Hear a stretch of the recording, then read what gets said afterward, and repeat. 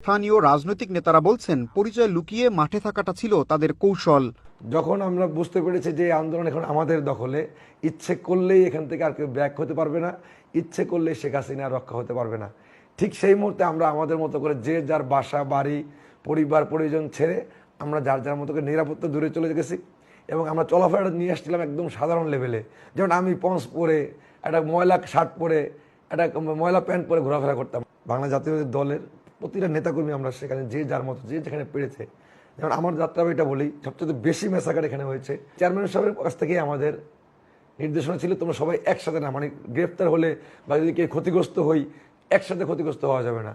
এই কারণে আমরা পরিকল্পনা মাফিক এক একজন এক এক জায়গায় নেতৃত্ব দেওয়ার চেষ্টা করেছি।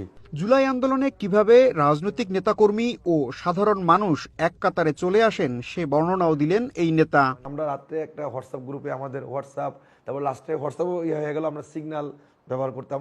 সিগন্যাল ব্যবহার করে আমরা নিজেরা একটা আলোচনা করতাম, একটা কর্ম পরিকল্পনা করতাম করতাম কি আমাদের মূল টার্গেট থাকতো যেন যারাই সামনে থাকবে এরা যেন পিছনে একা ফিল না করে, মানে তারা যেন সরে না আসে কোনো কারণে, তারা যেন একটা সময় মনে করে যে না আমাদের পিছনে হাজার হাজার মানুষ আছে, হাজার হাজার নেতাকর্মী আছে, হাজার হাজার জনতা আছে যে আমাদেরকে শেল্টার দেওয়ার জন্য।